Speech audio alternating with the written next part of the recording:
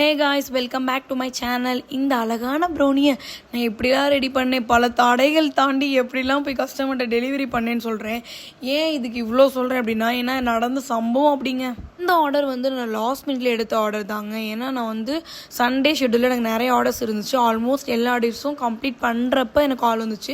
எனக்கு இது மாதிரி பட்டர் ஸ்காட்ச் ஃப்ளேவர் தான் வேணும், கேக் வேணும்னு சொல்லிட்டாங்க. சத்தியமாக வாய்ப்பு இல்லைங்க, கேக் பண்ணுறதுக்கு சுத்தமாக டைம் இல்லை. நான் ஆர்டர்ஸ் ஆல்ரெடி எடுத்துட்டேன், அதை நான் டெலிவரி பண்ண போகணும் அப்படின்னு சொல்லிட்டேன். ப்ரௌனிஸ் வேணால் பண்ணி கொடுக்கலாமான்னு சொல்லி ஆப்ஷனாக கேட்குறப்ப சரி ஓகே பண்ணி கொடுத்துருங்க, எனக்கு ஃபுல் அண்ட் ஃபுல் ஹெல்தி வெர்ஷனில் தான் வேணும்னு கேட்டுட்டாங்க. சரி ஓகே, கேட்ட மாதிரியே பக்காவாக பண்ணணும்னு பிளான் பண்ணி ஸ்டார்ட் பண்ணியாச்சு. கஸ்டமர் கேட்ட மாதிரி ஃபுல் அண்ட் ஃபுல் ராகியில் ட்ரிபிள் சாக்லேட் ஃப்ளேவரில் நிறைய லோட் பண்ணி பக்காவாக பேக் பண்ணி எடுத்தாச்சு. அப்புறம் என்னோட ஃபேவரட்டான பாட்டே இதாங்க. ப்ரௌனி மேக் பண்ணுறப்ப இந்த மேலே ஃபில்லிங் கொடுக்குறப்ப அவ்வளோ சாட்டிஸ்ஃபேக்ஷனாக இருக்கும். சரி இன்னைக்கு இவங்களுக்கு கனாஷில் கொடுத்துருந்தேன். கனாஷ் இன்னும் கொஞ்சம் ஸ்டிஃப் ஆகலை.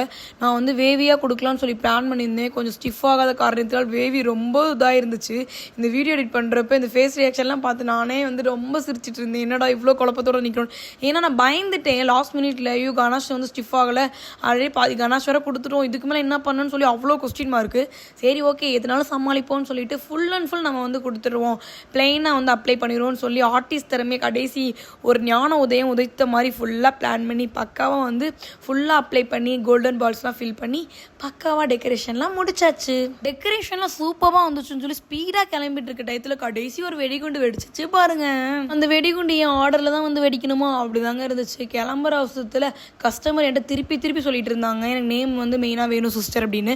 நானும் ஃபாண்டன்ட்டில் எழுதி ப்ளேஸ் பண்ணிடலான்னு சொல்லி பிளான் பண்ணியிருந்தேன். கிளம்புற அவசரத்தில் அந்த ஃபாண்டன்ட்டில் எழுதுகிற விஷயத்தையும் மறந்துட்டேன்.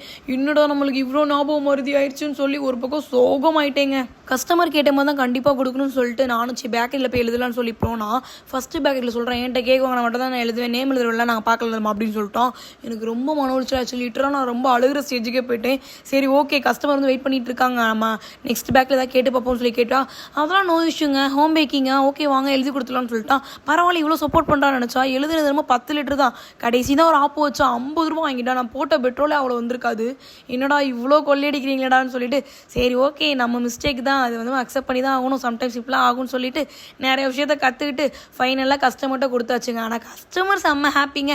அவங்க கொடுத்த ஹாப்பியான ரிவ்யூ நான் அந்த வீடியோட எண்ணில் ஷேர் பண்ணுறேன், மறக்காமல் செக் பண்ணிக்கோங்க. இதே மாதிரி உங்களுக்கு ஆர்டர் வேணும் அப்படின்னா ஸ்க்ரீனில் தெரிய நம்பருக்கு மறக்காமல் டிஎம் பண்ணுங்கள், உங்களோட ஆர்டரை ப்ளேஸ் பண்ணிக்கோங்க. நெக்ஸ்ட் ஒரு முக்கியமான விஷயங்க, என்னோட சேனலை சப்ஸ்கிரைப் பண்ணாமல் சப்ஸ்கிரைப் பண்ணிக்கோங்க மக்களே. நெக்ஸ்ட் வீடியோவில் சந்திக்கலாம். தேங்க்ஸ் ஃபார் வாட்சிங். Stay tuned with your tax.